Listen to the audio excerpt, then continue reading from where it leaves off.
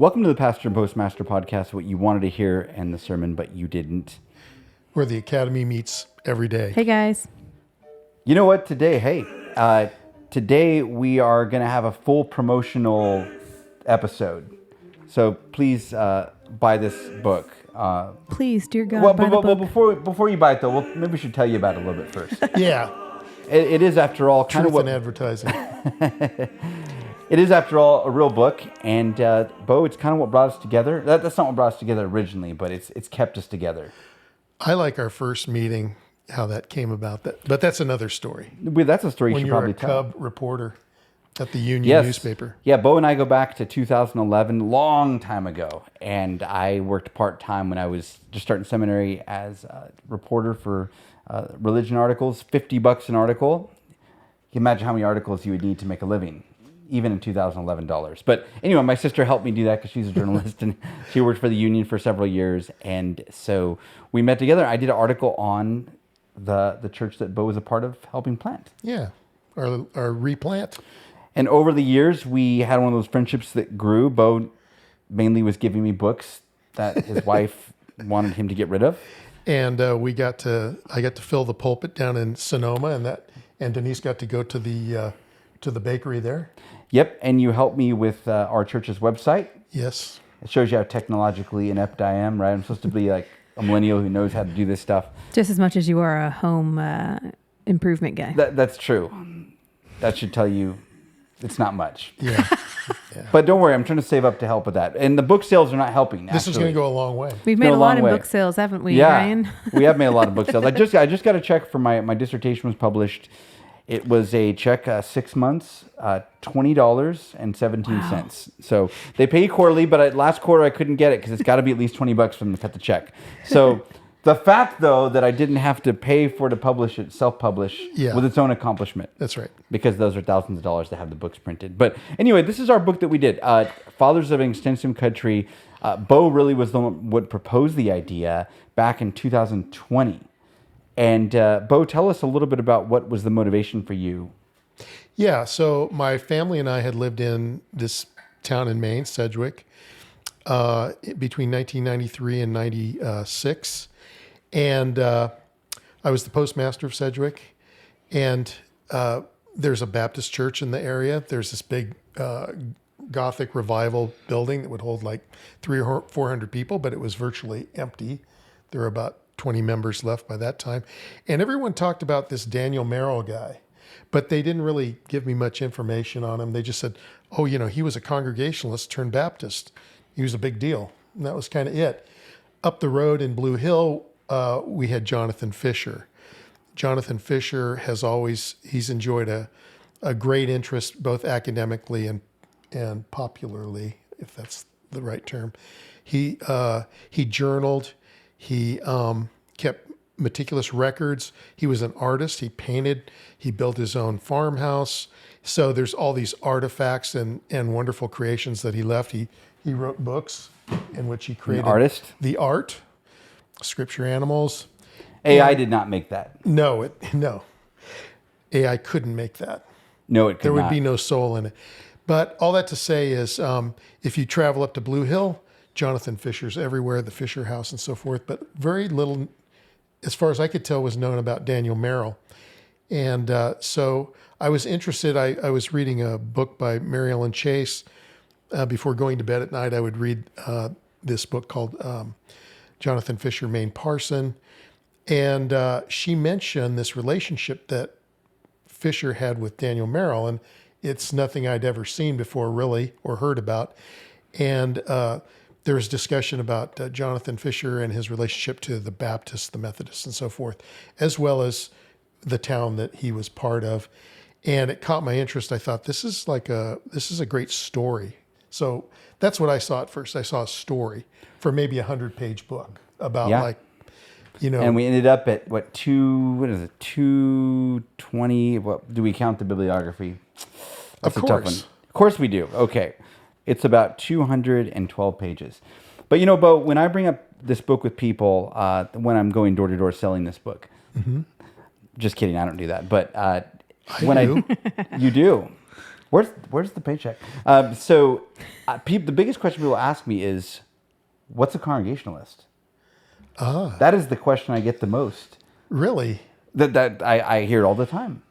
That's amazing. And that's an important part of maybe framing this book. Like, Sure. It goes back to the very beginnings of our country. Right, because in New England, the Congregational Church was the state church. Yep. In church- northern New England, and The Church of the Puritans. yes, John Cotton. I was just reading Abby Tyler Todd's really great article that he wrote for Desiring God Ministries. Everyone ought to read it. It's about how John Cotton and the Congregationalists coming over.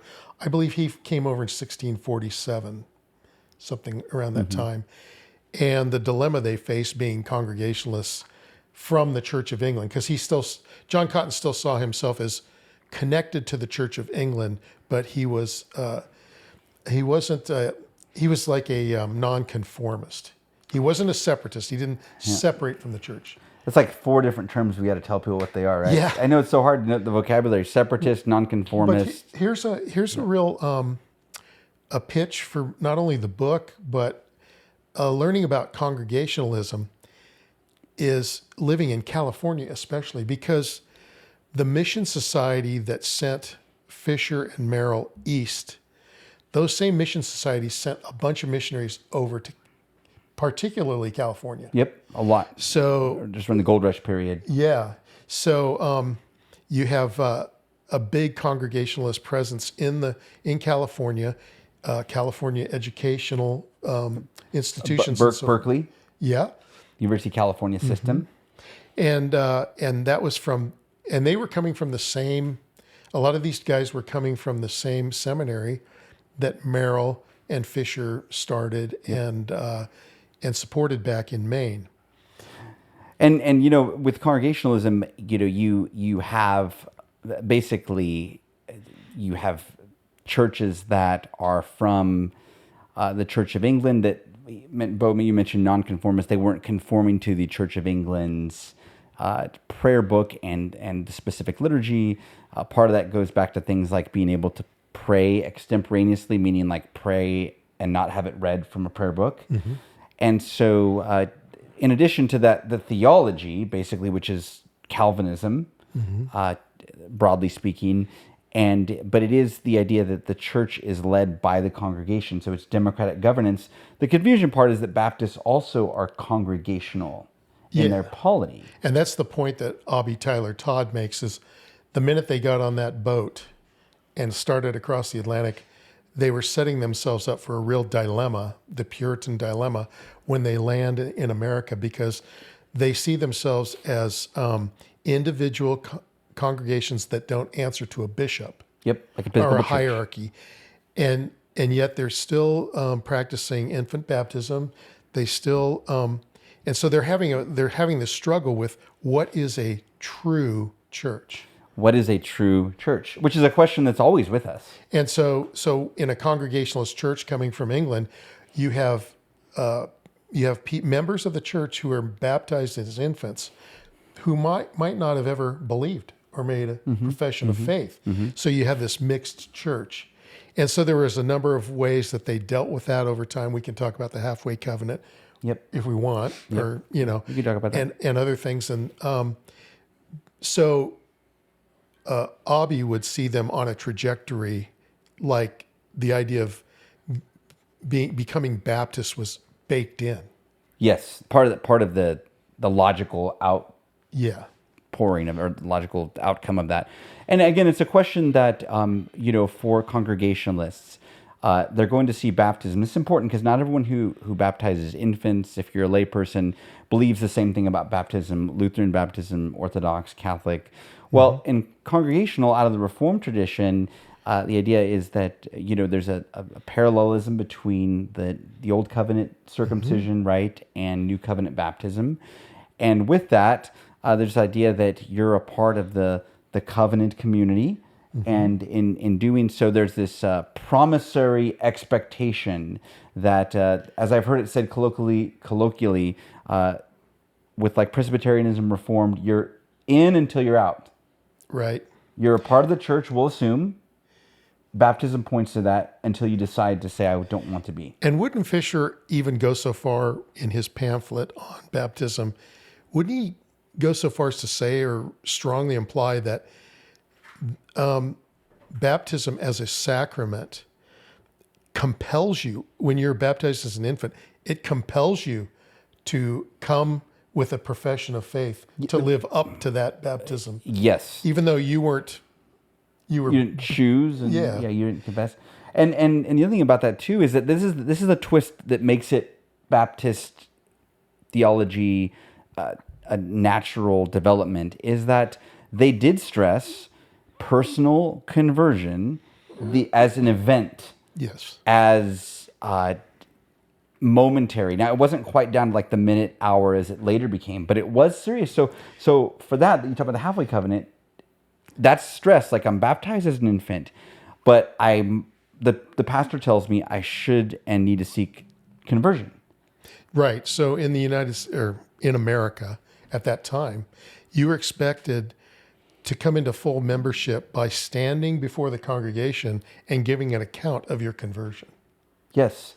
which is daunting if you think about it. It's daunting even for us. I mean, as our baptism in our Baptist circles, I'll speak for myself, as the baptism age goes down farther and farther and farther, the Baptists early on had baptism definitely late teens, sometimes even later, because how can you expect someone to do that without just basically saying the same thing the Congregationalists did, which is you're in till you're out. And to bring that forward, the church that I belong to up in Nevada County, we were a congregational church plant. In 1853, a Congregationalist on his honeymoon sailed around the Horn with the son of the president of Bangor Theological Seminary. In Maine. Yeah, around 1852. And they came in a union mission with two Presbyterians. And they immediately got off the boat, headed up to the foothills where they were called to go. And so John G. Hill established the first Congregational church in Grass Valley. Over time, they went through the process that many Congregationalist churches went through, and essentially it is now like a Baptist church. And so when we have public baptisms, it's Credo Baptist. It's for people who make a profession of faith. And when we have our baptisms, there will be somebody standing with the candidate who will pray over that person. Huh. That person is expected to give a profession of faith and how they came to know Jesus. Yep. And then they're baptized. Yep. So things haven't changed that much in 200 years. Yeah. And one of the things about the book, how it develops, Fathers of an Extensive Country, just thinking of the book, is just how these men in particular, came to be friends, but also came to separate conclusions. So a good example, of course, would be how they were educated, right? A little bit about their education. If you came from a Puritan background, you were educated by some of the highest standards of the time period. At the elite institutions of the time. Harvard, founded in 1636. And Dartmouth. In the case of Merrill. Yep. So there is a lot of prestige that comes with that, of being educated in these institutions. And what's going on at this time is they're coming out of Massachusetts. So the Massachusetts Missionary Society, you're in the Commonwealth of Massachusetts, which included the District of Maine to the northeast. A lot of square mileage, huge. Yes. And so in those days, you could, as you left the elite institution, you could find a comfortable living as a pastor right around Boston, and you would have a great life. And you were financed by the state. It was a state church. So people paid taxes to the town. You would be remunerated from those taxes. But Fisher and Merrill were both really mission-minded. They were on their horseback and foot. They were already evangelizing out east before they took their ordination. And in those days, when you went to the frontier as a missionary, you had two choices, east or west. And that's kind of a new idea to us because we think of the West as California or the Western states.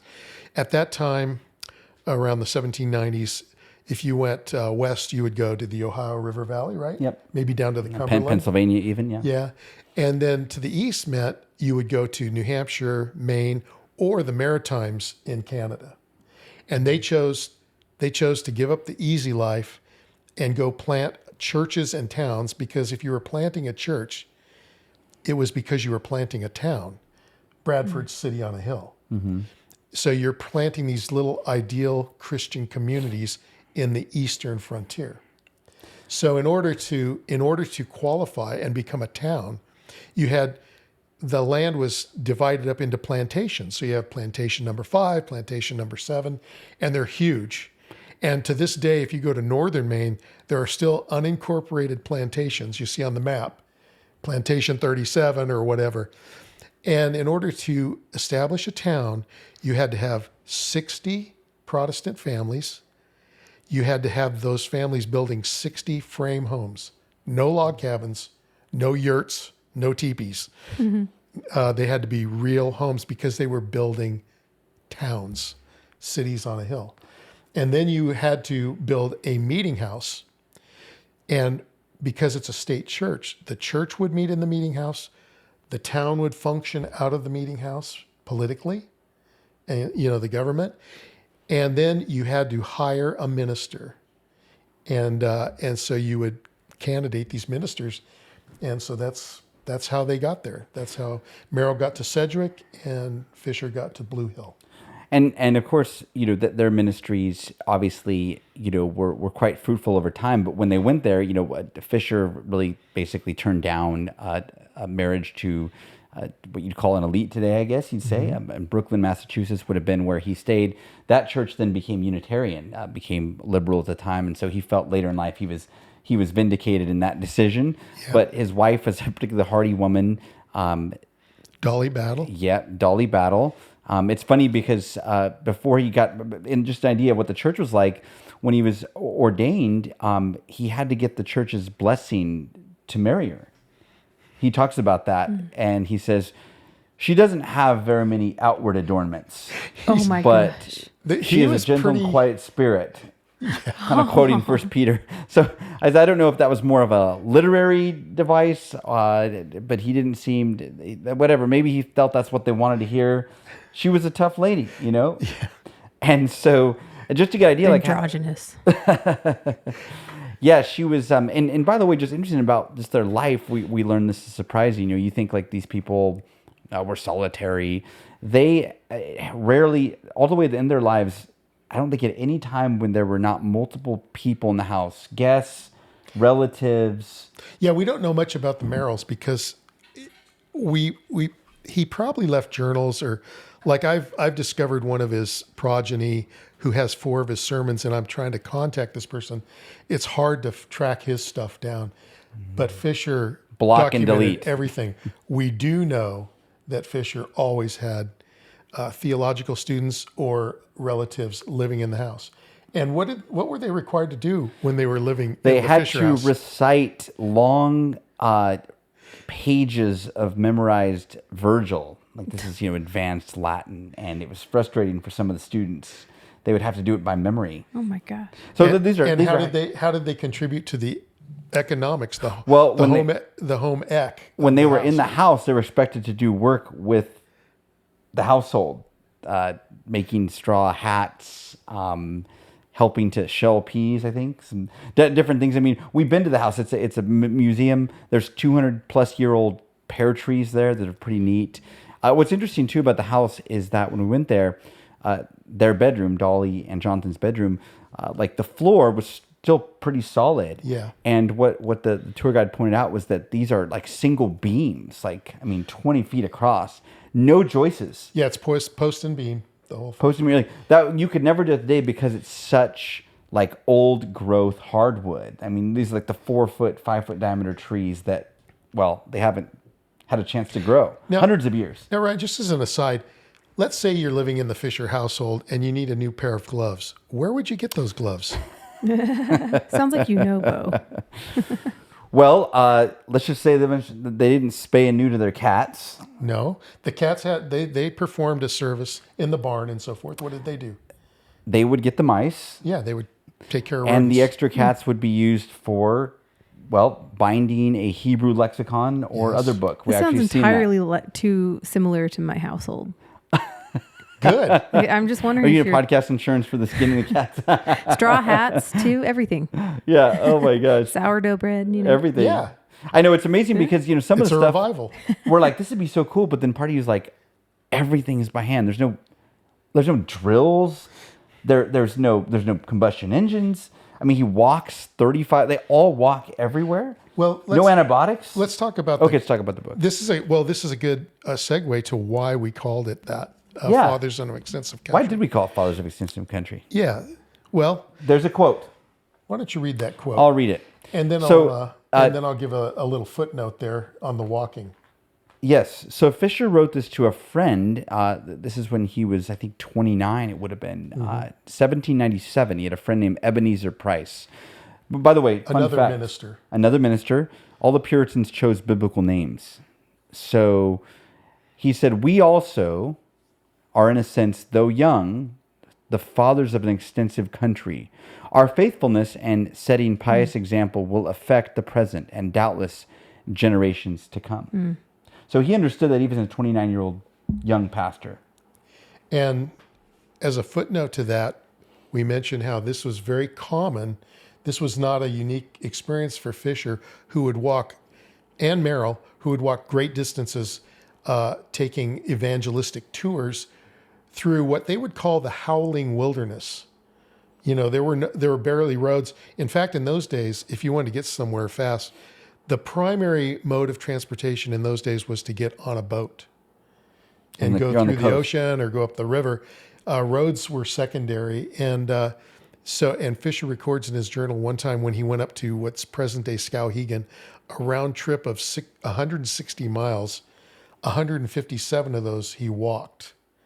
And along the way, he writes down what he sees, and he echoes that quote that we just read.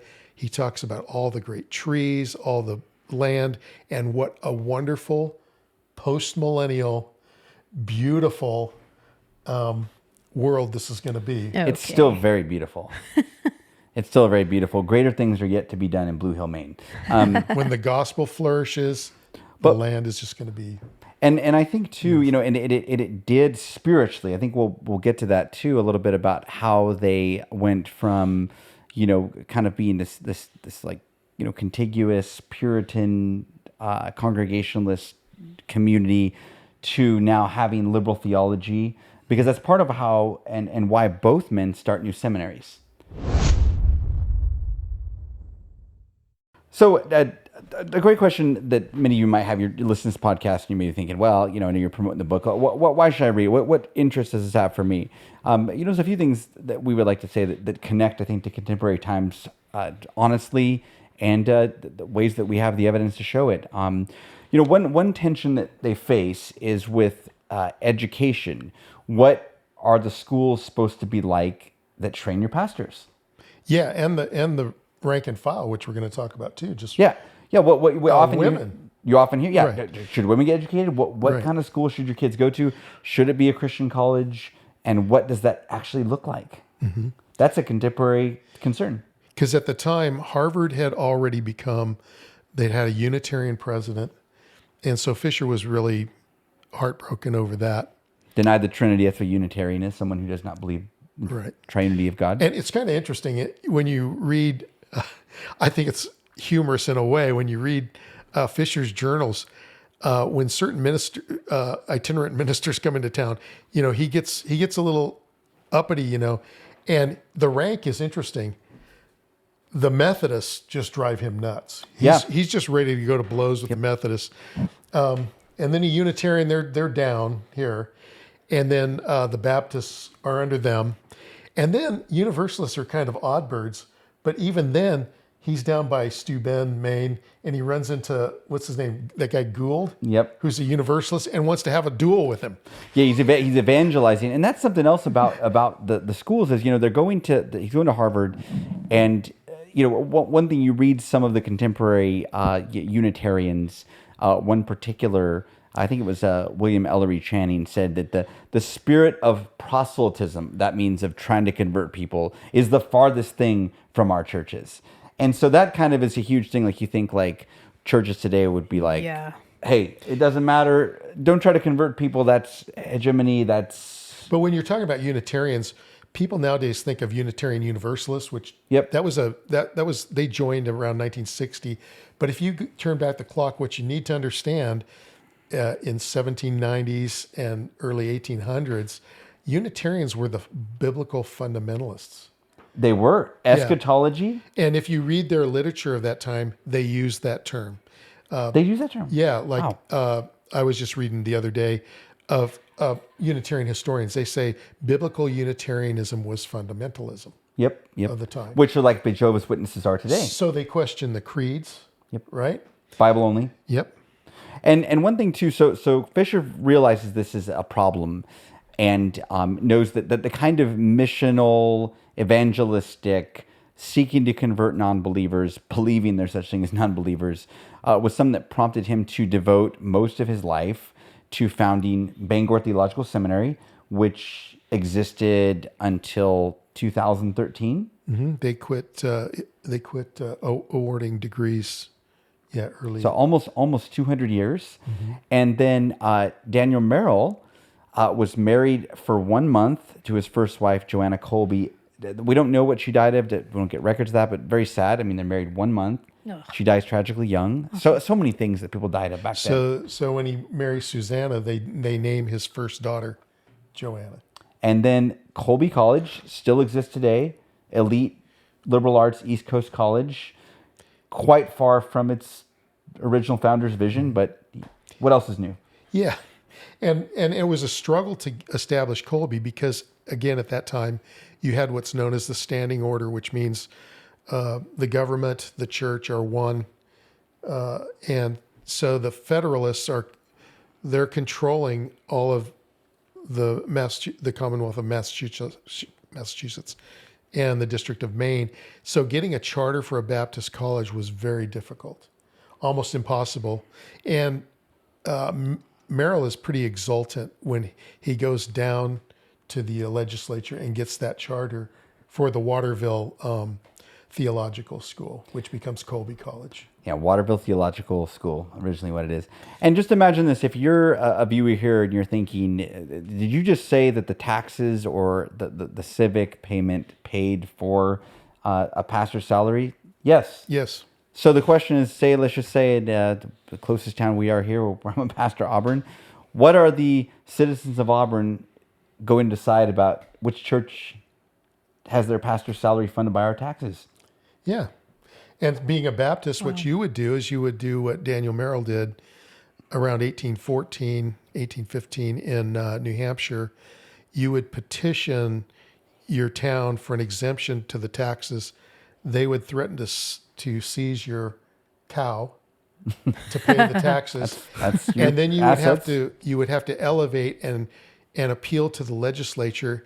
And you, like Daniel Merrill, would be what he was termed. He was the driving wedge in disestablishment of this church-state religion in New Hampshire, then New England, and then the United States. And after Maine becomes a state in 1820, it's the first state without a state church. It's the first state without a religious test. And no state that enters the Union after 1820 has a state church or religious test. Well, Bo, some people might say, well, we're lamenting that time, right? Don't we want the church and state to be interwoven like in the good old days 200, 300 years ago? Was Merrill a proto-secularist, freedom from religion, or was there something else he had in mind? He had something else in mind. Oh, that's good. Yeah. Otherwise, that's... Well, he was a kind of two-kingdom Baptist, and so he thought he didn't see the two kingdoms as wed, the kingdom of heaven and the kingdom of the earth. He was a two-kingdom Baptist, but because of that, he and other Baptists saw the government as amoral, and it could be used for good purposes as well as bad purposes. And- so he felt a freedom. So he served as a pastor while serving as a legislator. And he was a Revolutionary War veteran. Yes. Would he be called a Christian nationalist today? Yes. but everybody would back then, including some Quakers, which Including is some odd, Quakers. right? Well, he did something that few of us could probably do, which is, for a lot of reasons, couldn't do. But he served as a state legislator. Yeah. What would the book for someone like me, like a mom, stay-at-home mom, homeschooling my kids and such, what would I look for? That's a great question.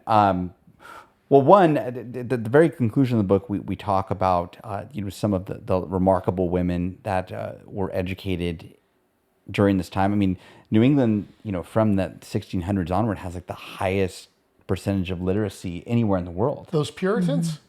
Yeah, Handmaid's Tale. Right. That's what it was like. No, it wasn't like that. That's kind of the irony of it. So what was it like? Well, you would be learning to read very early on. You'd be learning to read the Bible. Even if you're a woman? Even if you're a woman. Isn't it true that Fisher personally educated his daughters? Well, not only that, but he established the Blue Hill Academy. And what's the Blue Hill Academy? The Blue Hill Academy. How can I get in? Well, if you're a Congregationalist, you go for free. If you're a Baptist, you pay a little higher. You pay a fee to go there. So yeah, Jonathan Fisher is a Federalist, so he does believe in some of the called big government. That's a little bit of a anachronistic. Yeah, it's anachronistic. But they get the idea is that the government is more involved in the moral direction of the country. So right off the bat, they're offering a public education to boys and girls. Nowhere else has that. Yeah, that's In Europe that's or unheard of. America, for what I can hear, anywhere else in the world. Right. So you would be given a call. I mean, some of the earliest authors in English language, are writing during this time period. So as a woman, I mean, I guess I'm a little biased. As I wrote this book, you'd be treated better anywhere else in the world. It's funny that you so- say as a woman. Sorry, it just reminds me of Obama's wife, who she was like, as a man.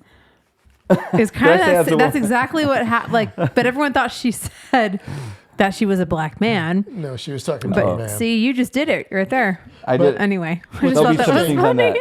that. This is great. This Okay. is Way this off is a book topic. by but- Mary Ellen Chase. I became kind of a Mary Ellen Chase enthusiast after studying this. And I finally read this book, A Goodly Heritage. It's her autobiography. And she was uniquely suited to write about Fisher and Blue Hill and Sedgwick and so forth, because her father was a strict Congregationalist who made the children go to church every Sunday. They would have Bible quizzes at home and so forth. But she could tell he was leaning Unitarian, but he would never come out and say that. He married a strict Baptist woman from town. Wow. And her grandmother was one of the earliest Baptists. So she's an excellent writer. She taught at Smith College and so forth. And so she has a view of Blue Hill and what's going on in the social, cultural, political, and religious, things of the day. And she discusses what she spends one chapter on the education that they received. Do you want to talk about? Yeah, I just mentioned here a quote from her. She says that there was a woman from the 19th century, an unnamed visitor who visits his house, a woman named Sarah Alden Ripley, and this person records that she found her employed in 4 seemingly divergent tasks.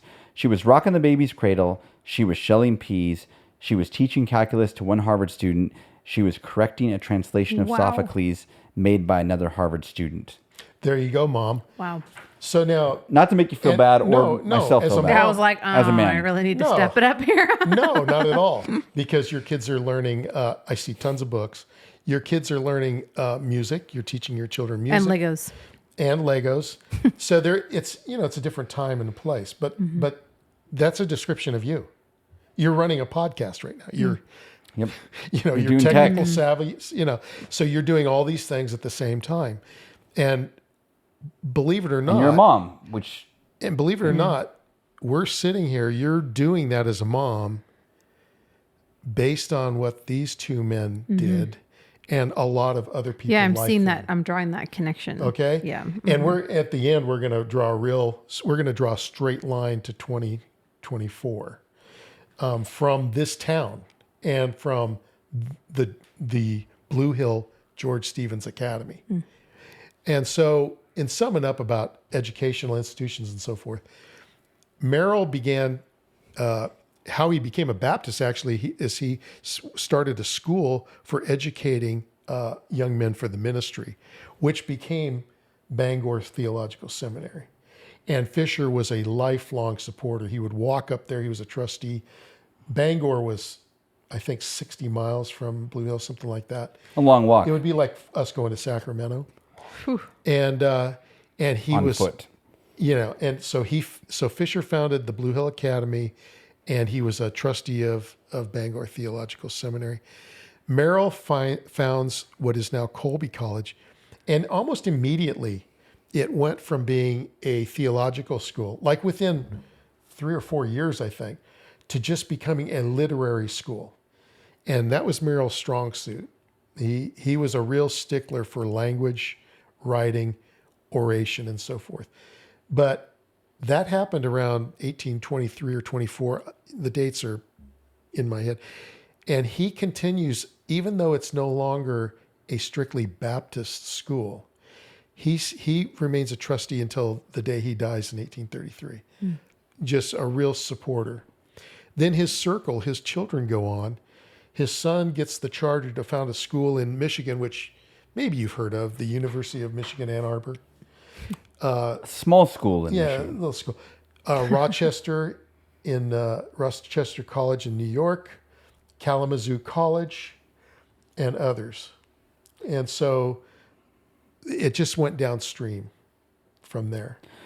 One thing that our readers or our listeners might find interesting too is kind of we call it today social justice, but some of their particular interests or their advocacy for, we'd say, people of color, slaves at the time, or they were proto-abolitionists. There wasn't even an abolitionist movement when the Maine Baptists had a very strong abolitionist society within their Baptist. What's the word I'm looking for? Baptist institutions. Yep.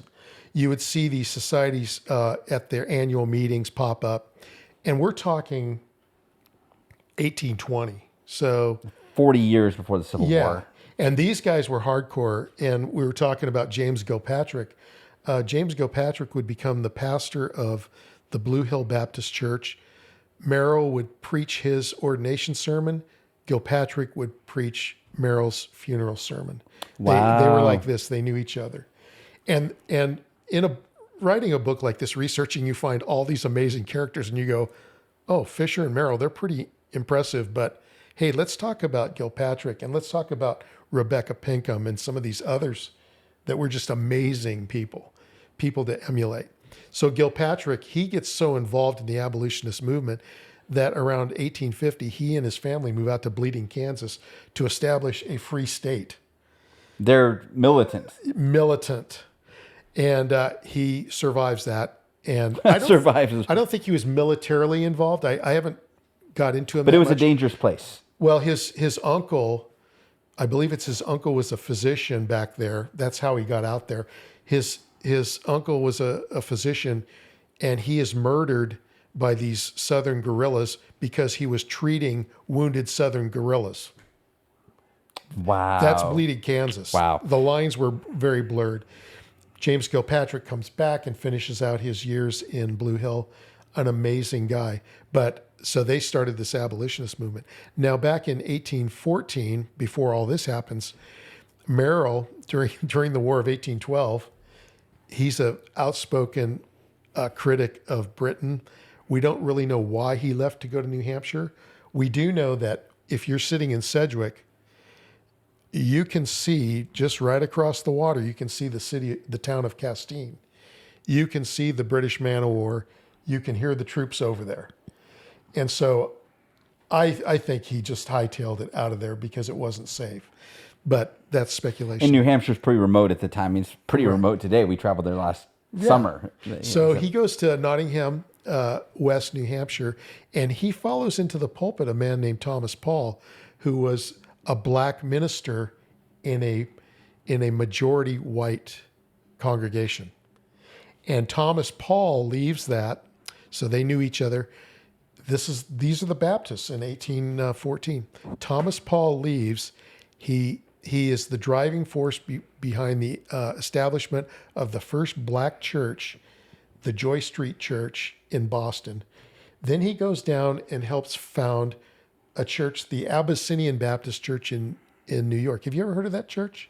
I have heard of it somewhere. Why is it significant to evangelicals? Well, Dietrich Bonhoeffer in 1930, was it 37?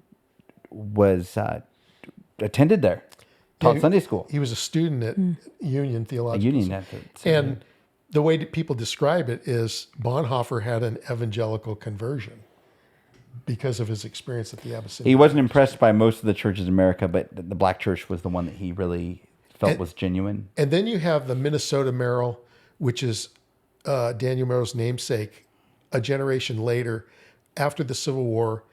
The first Baptist church he's a part of in Minneapolis, Minnesota, helps this group of just emancipated slaves found the first Baptist church, Black Baptist church in Minneapolis, and they recognized that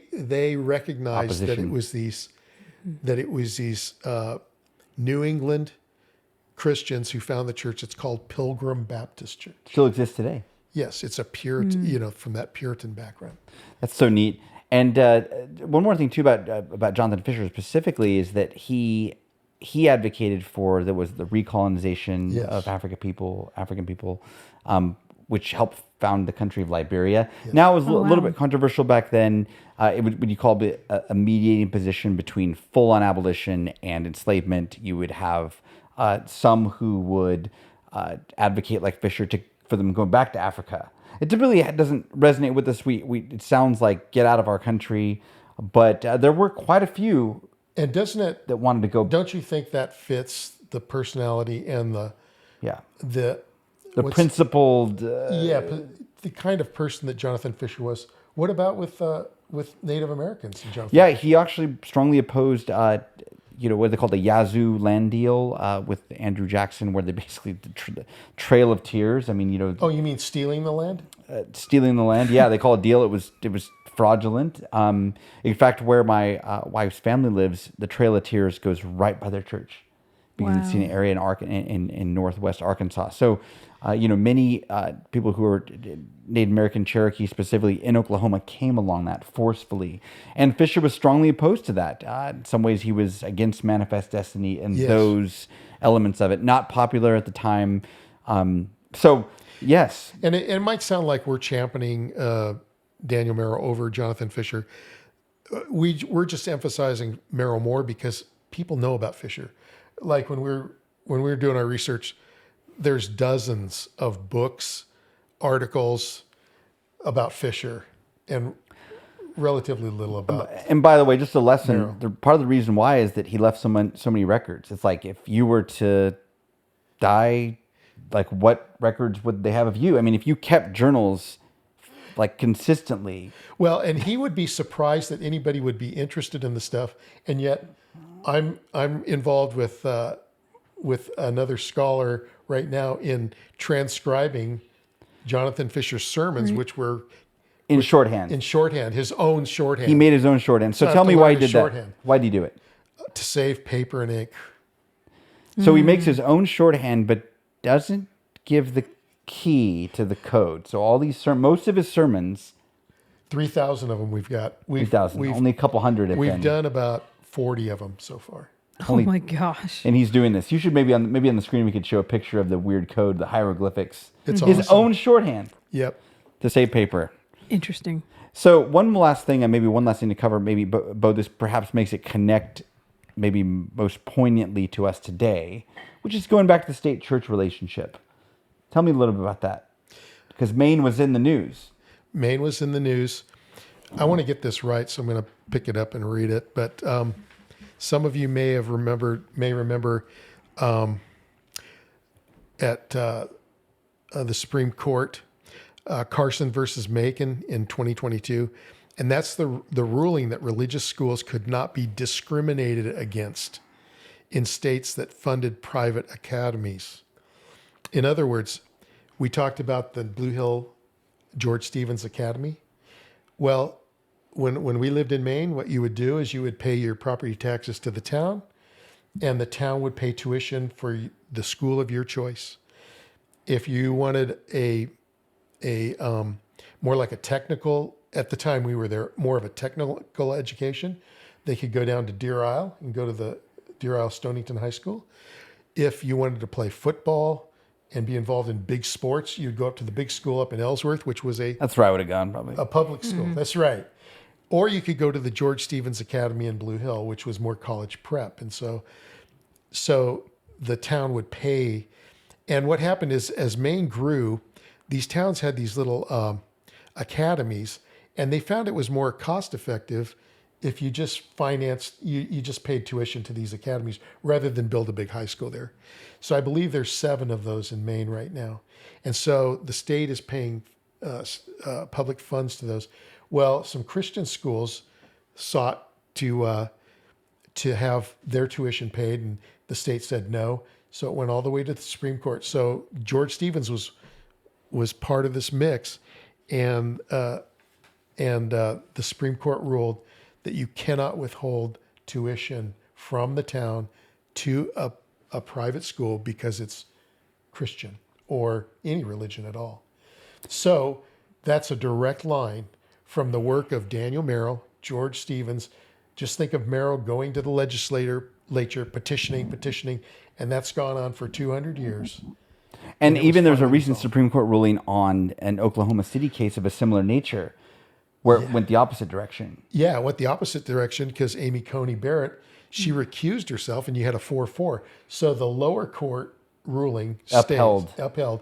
So you can't publicly fund a charter school, but the governor of Oklahoma said, well, that lower court ruling holds, but we're going to find a better case because we are going to overcome this religious discrimination. And when people think of the wall of separation, they've got it backwards. It backwards? Yeah, the Danbury Baptists and Thomas Jefferson, the wall of separation between church and state, it was set up so that Baptists wouldn't be discriminated against. Yep. And now that applies to any religious group. So if the state's going to pay for education, they cannot withhold it from a Baptist, And I think that will continue to be obviously debated in the courts with going to homeschooling, going with the vouchers in some schools, with charter schools. In some ways, that makes the book perennial. It makes the discussions perennial, and that might be a good way to sum it up here. I hope that you get a chance. Maybe you can mention one last thing though about Fisher's grandson, a very moving story. Yeah. Maybe a great missionary story, a real story, a true story. Well, that's the other, as we didn't expect to find this, actually, when we started. We already had the title, Fathers of an Extensive Country. And we knew that their progeny were involved in spreading the gospel and social justice and so forth. But one of the very last bits of biography that we learned right at the end, it was kind of great because we were doing this, we were producing this book during COVID. Many of the libraries were shut down. And then our publisher said, hey, we're not ready to go yet. A lot of the biggest stuff we found was in the last year and a half after that. And what we found was that we found out that the Minnesota Merrill, Daniel David, that's when we found out that he was instrumental in planting that first black church in Minneapolis. The other one was just an amazing find. Jonathan Fisher had a namesake as well, Jonathan Fisher Crossett. He was a Presbyterian missionary to China. So he went to the eastern frontier, way east. And it turns out that he and another missionary went into the interior to places where nobody had ever gone, and they were planting indigenous churches. And that's when Nevius, this well-known in missions circles, the Nevius Plan, Nevius found them planting indigenous churches, and he published a book Which didn't happen much back then, by the way. At all. If you're Hudson Taylor did a similar thing. So then we found this. It was kind of interesting because all we had was missionary records about Jonathan Fisher Crossett and his wife. And then we find her in a graveyard, and we find them coming back from China. Find a grave. She's on a headstone. Then he's buried next to her, but we don't know what happened to him for like 15 years. And then we found this dispatch in a newspaper. In speaking of Mr. Crossett, Mr. Denby, this is a U.S. ambassador. Mr. Denby says Mr. Crossett's life was devoted to doing good to the poorest classes of the Chinese. He had charge of the winter refuge for the poor at Peking. During several winters, he would go out on the streets on the coldest nights, pick up destitute beggars, and convey them to the refuge, providing them with food. He also buried them at his own expense. He visited all the prisons and often procured the privilege of removing the sick to his refuge. The officials had implicit confidence in him and allowed him to us use it at his pleasure in all prisons and charitable institutions. He slept on a board on the floor even his last hours. Being a deck passenger on the El Dorado, he refused to be transferred to the cabin, but the kindly captain, some hours before he died, removed him to a berth where he died, still speaking of going to heaven and entreating bystanders to love the Lord. Wow. Well, I hope that if this book is encouraging to you, or if the story is, that you would share that. And thank you so much. Bo did a lot of heavy lifting on this. And it really is a neat thing. And again, we have those that have gone before us in the faith, and we are indebted to them, and we're thankful for them. So we will have another podcast along the similar lines with Maine, but with a guest. That will be our next one. God bless you guys. Take care.